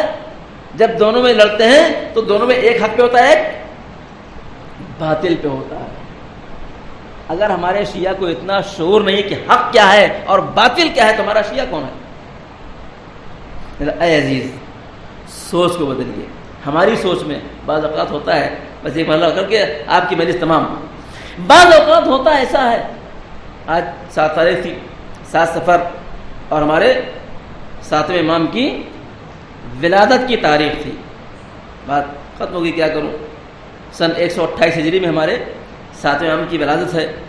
چھٹے امام کے آپ محبوب ترین فرزند ہیں، اور چھٹے امام بعد آپ ان کے جانشین ہیں۔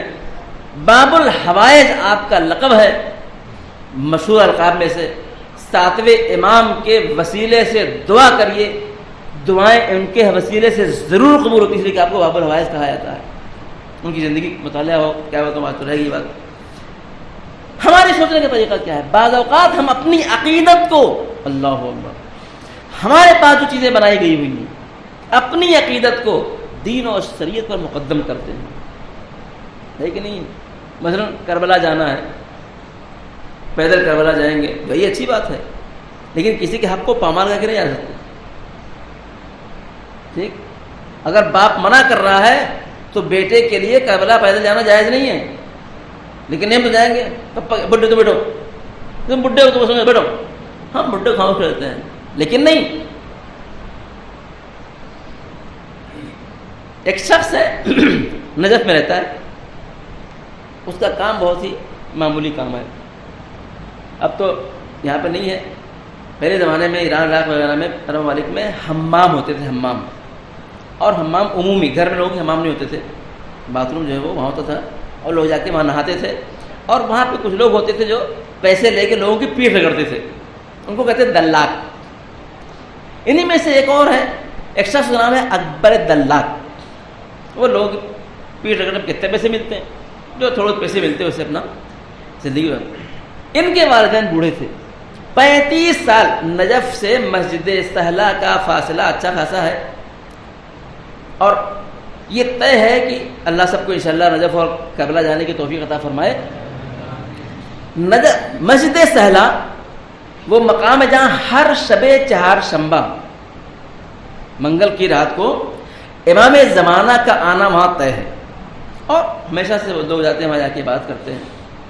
35 سال 35 اتنا کہ وہاں کے بڑے بڑے لوگ بھی آتے تھے کہ اکبر دلاک کچھ بھی ہو جائے مسجد سہلا ضرور آئیں گے بات کے لیے. ماں مر گئی ہے، باپ بہت بوڑھا ہے. دیکھیے ہماری فکر دیکھیے، بہت اوقات ایسا ہوتا ہے کہ اپنے ہم بوڑھے باپ کو چھوڑ کے مجلس چلے جاتے ہیں، جلوس چلے جاتے ہیں. بوڑھے باپ کو تکلیف، اس کو دوا دینی، پانی دینا نہیں، ہم جانا مری جا رہے ہیں. 35 سال ہر شب چہارشنبہ کہاں پہنچتے ہیں؟ مسجد سہلا. جا کے وہاں عبادت کرتے ہیں، دعا پڑھتے ہیں. باپ بوڑھا ہو گیا ہے، اٹھنا بیٹھنا دشوار ہے، پیشاب پخانہ کرانا پڑتا ہے ان کو. شب چہارشنبہ ہے. اچھا اس زمانے میں چونکہ الیکٹریسٹی نہیں تھی بہت ہی، تو نماز مغرب سے پہلے کچھ لوگ مولالی کے حرم میں جمع ہوتے تھے اور وہ سب اکٹھا مل کے تب مسجد سہلا گروپ کی صورت جاتے تاکہ کوئی تکلیف نہ ہو. انہوں نے اپنے کام کو جمع کیا اور نکلنا ہی چاہتے تھے، جائیں گروپ مل کے چلے جائیں. اتنے میں والد صاحب کو، اب بوڑھے تھے، پیشاب ہو گیا. اب پھر ان کو پاک کرنا، دھلانا اور صاف کرنا، اس میں ٹائم ہو گیا. پہنچے تو گروہ کیا ہے چلا گیا تھا. اب یہ اکیلے بچے. پوری توجہ. انہوں نے کہا کیا کریں، اللہ کا نام لے کے نکل پڑے. گروپ چلا گیا چونکہ لیٹ ہو گئے تھے. اب یہ اکیلے چلے جا رہے ہیں، سناٹا ہر طرف چلے جا رہے ہیں. راستے میں دیکھا کہ گھوڑ سوار عربی چلا آ رہا ہے. کہا کہ اب تو میرا معاملہ، یہ ہم کو کیا کرے گا، یہ ہم کو لوٹ لے گا، جو کچھ کرے گا. جب وہ گھوڑ سوار قریب آئے، ڈرے تھے آ رہے تھے، جب قریب آیا تو اس نے کڑکدار آواز کہا اکبر دلاک کہاں جا رہے ہو؟ تو تاجو بھائی میرا اچھا چہرے پہ نقاب لگا ہوا ہے. تو جی وہ مسجد سہلا جا رہا ہوں. وہاں جا کیا کرو گے؟ وہاں ہمیں زمانہ آتے ہیں، عبادت کریں گے. کہا تمہاری جیب میں کچھ کھانے کا سامان ہے؟ کھانے کچھ نہیں. کہا جیب میں ہاتھ ڈالو. ڈرتے دنوں جیب میں ہاتھ ڈالا تو کچھ کشمش پڑی ہوئی تھی، نکال کے دیا. کہا کہ دیکھو بغیر جیب میں ہاتھ ڈالے بغیر دیکھے نہ بولا کرو. اب ان کی حالت خراب. کہا کہاں جا رہے ہو؟ کہا مسجد سہلا جا رہے ہیں. اور پھر اس کے بعد ایک نرم آواز آئی.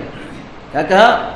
علیک بالعود، علیک بالعود، علیک بالعود. عود کہتے ہیں بوڑھے باپ کو عربی میں، جو دیہاتی زبان عربی کی ہے، عود کہتے ہیں بوڑھے باپ کو. کہا کہ علیک بالعود، تمہاری ذمہ داری ہے کہ اپنے بوڑھے باپ کو دیکھو. اور یہ کہے کہ وہ عرب غائب ہو گیا. ان کے جانے کے بعد اکبر دلاک کو ہوش آئے یہ کون تھا کہ اس کو میرا نام بھی معلوم تھا، میرے جیب میں کشمش سے بھی اس کو معلوم تھا، اس کو یہ بھی پتا تھا کہ میرے باپ وہاں پہ بوڑھے گھر میں ہیں. یقیناً ہی ہمارے یہاں میں زمانہ تھے. اکبر دلاک نے وہیں سے اپنا پیر پر واپس گھر آئے. گھر آئے تو بابا نے پوچھا بیٹا ارے تم جلدی کیسے آ گئے؟ جملہ سنیے، جملہ سنیے. اکبر دلاک کہتے ہیں بابا جب تک تم زندہ ہو، تم اس بوڑھے ہو، اس وقت تک میرے لیے مسجد سہلا تمہارے بازو میں ہے. ہاں میری مسجد سہلا یہی ہے. اس لیے کہ میرے امام زمانہ کی فکر یہ ہے کہ تم اپنے باپ کو دیکھو، اس کی خیال کرو. مسجد سہلا آنے کی ضرورت نہیں ہے. فکر امام میں ہمارے فکر میں کتنا فرق ہے. ہماری فکر ہمارے امام سے کب ہم آہنگ ہوگی؟ ہم جب اپنے حقوق کو سمجھیں گے. اللہ اے عزیز، ہماری ذمہ داری کی اپنی فکر، انشاءاللہ کل کی گفتگو ہم آگے بیان کریں گے.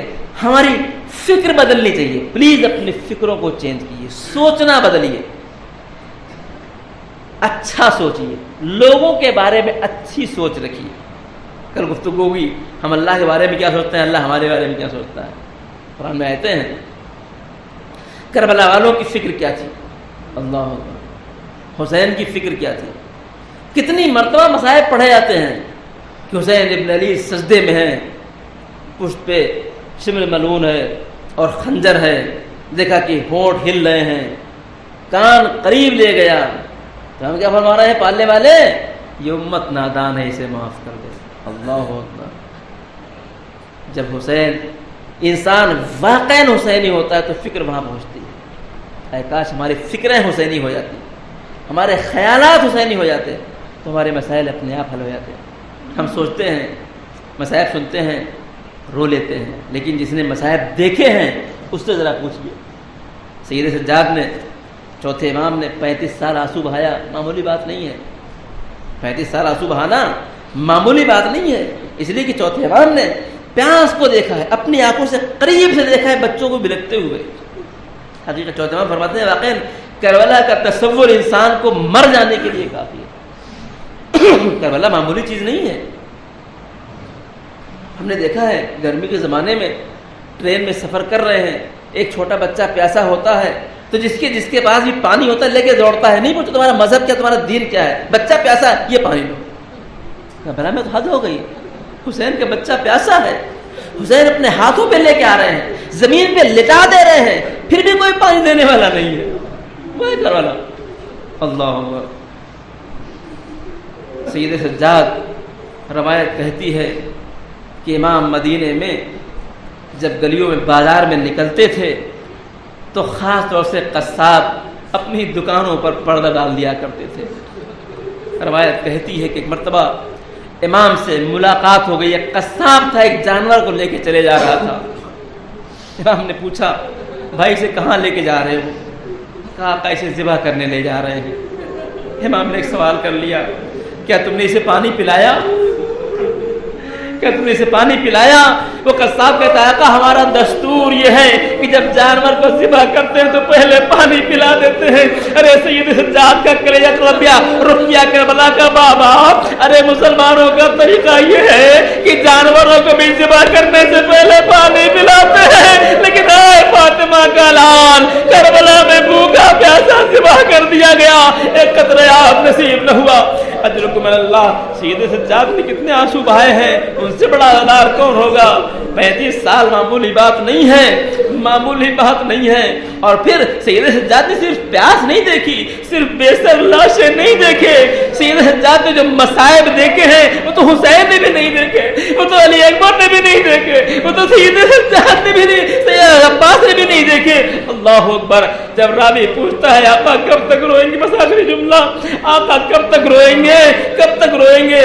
تو ایک مرتبہ سید سجاد کہتے ہیں ہلال ہلال یوسف کے 11 بیٹے تھے، ایک بیٹا آنکھوں سے اوجھل ہو گیا، اتنا روئے کہ آنکھیں سفید ہو گئی. ارے ایک دوپہر میں میرا تو پورا گھر جڑ گیا.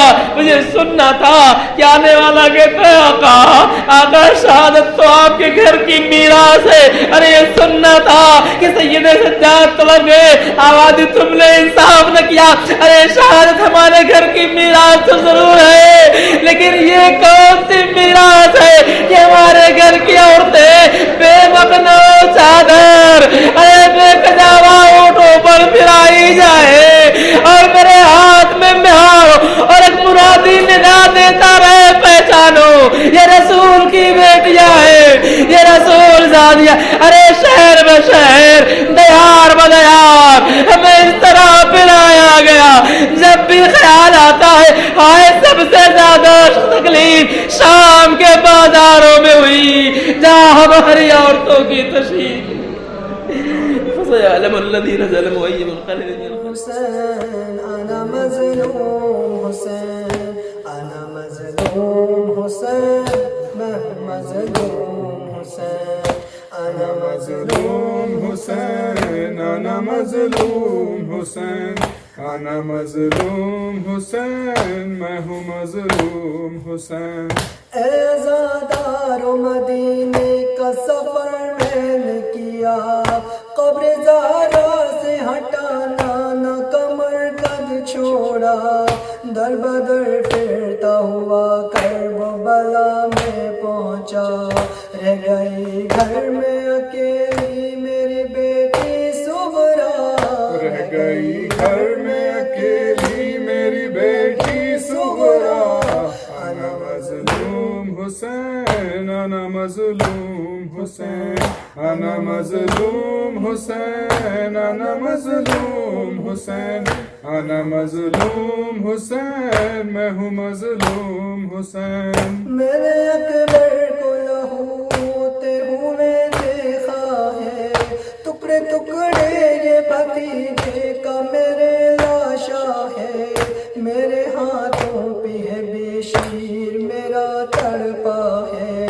میرے زانوں پہ ہی عباس نے دم توڑا ہے میرے زانوں پہ ہی عباس نے دم توڑا ہے انا مظلوم حسین انا مظلوم حسین انا مظلوم حسین انا مظلوم حسین انا مظلوم حسین میں ہوں مظلوم حسین خاک اور خون میں ڈوبی ہوئی تنہائی ہے میں بھی پیاسا ہوں سکینہ بھی میری پیاسی ہے دیکھ کر میری مصیبت میری ماں روتی ہے میں نے اکبر کے کلیجے سے سینہ کھینچی ہے میں نے اکبر کے کلیجے سے سینہ کھینچی ہے انا مظلوم حسین انا مظلوم حسین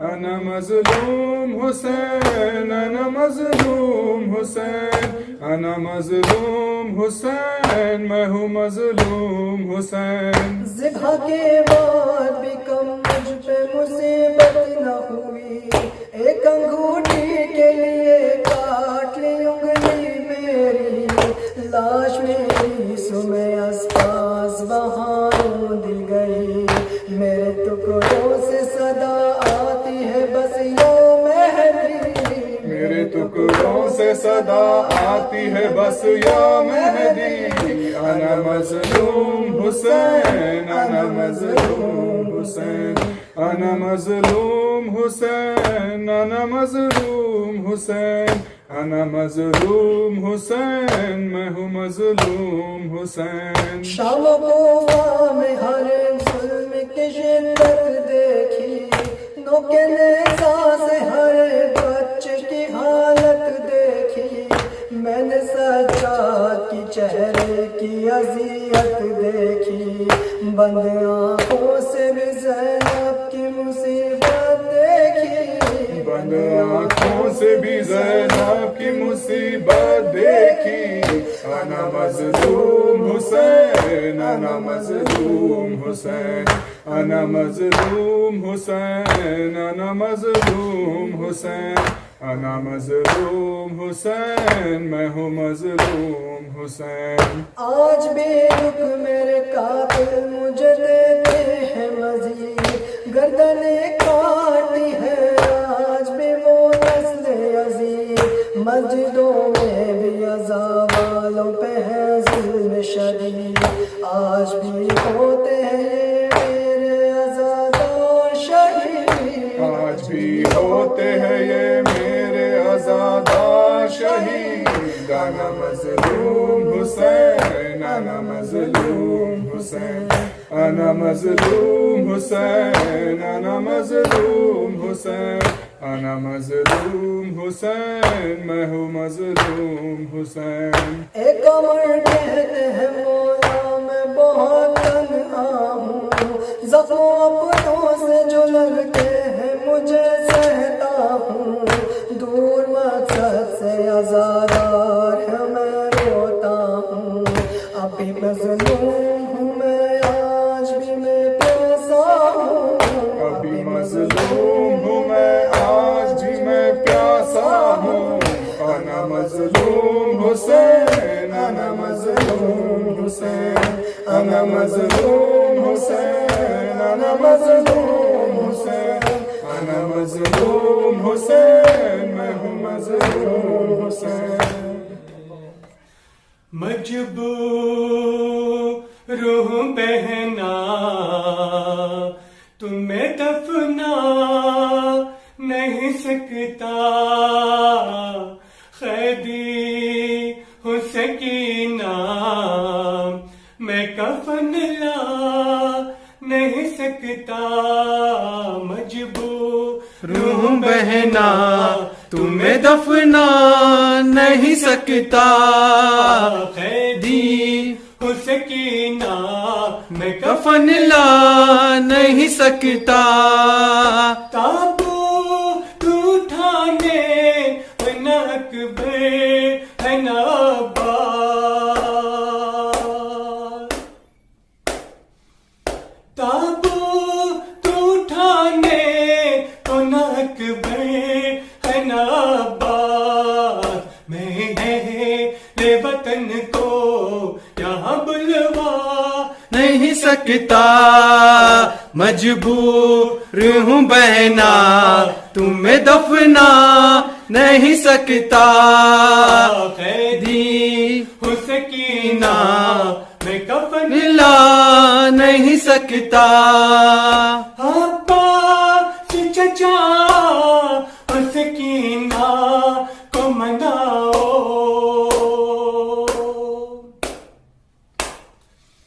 عباس چچا اور سکینہ کو مناؤ میں ساتھ اس سے لے کے آپ کے پاس آ نہیں سکتا مجبور روح بہنا تمہیں دفنا نہیں سکتا قیدی ہو سکینہ میں کفن لا نہیں سکتا لاچار ہے سچا اس سے کیوں روٹھ گئے تم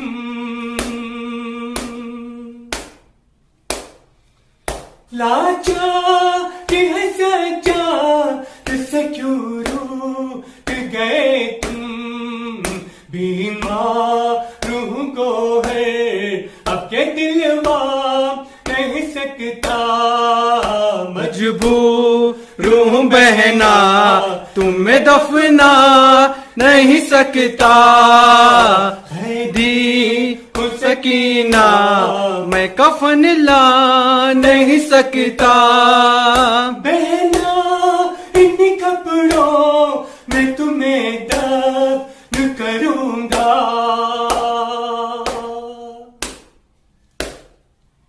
بہنا ان کپڑوں میں تمہیں دفن کروں گا مجبور روح ننا سا کفن لا نہیں سکتا مجبور روح بہنا میں کفن لا نہیں سکتا قیدی ہو سکینہ میں کفن لا نہیں سکتا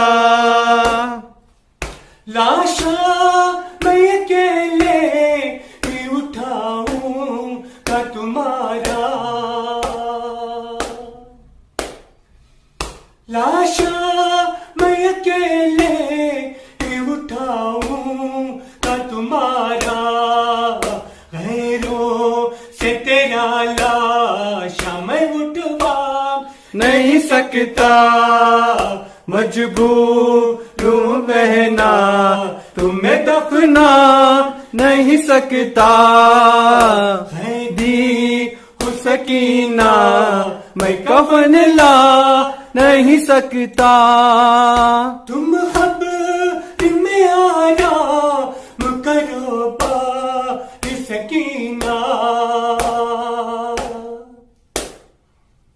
تم خبر میں آرام کرو بار سکینہ اب ساتھ تمہیں لے کے اب گھر جا نہیں سکتا مجبور روح بہنا تمہیں دفنا نہیں سکتا قیدی ہو سکینہ میں کفن لا نہیں سکتا حسین متوجہ زیارت.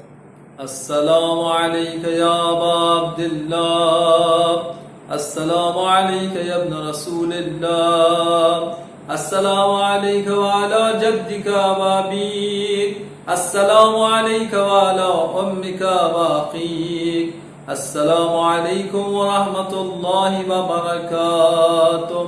السلام عليك يا مولاي يا غريب الغرباء، السلام عليك يا معين الضعفاء والفقراء، السلام عليك يا أسير الأعداء، السلام عليك يا شمس الشموس أنيس النفوس، غريبا شهيدا مدفونا بأرض توس، السلام عليك يا مغيث الشية والضبار في يوم الجزاء، السلام عليك يا سلطان العرب والأجام، السلام عليك يا أبا الحسن علي بن موسى الرضا، روحي وجسمي لك الفداء يا مولاي.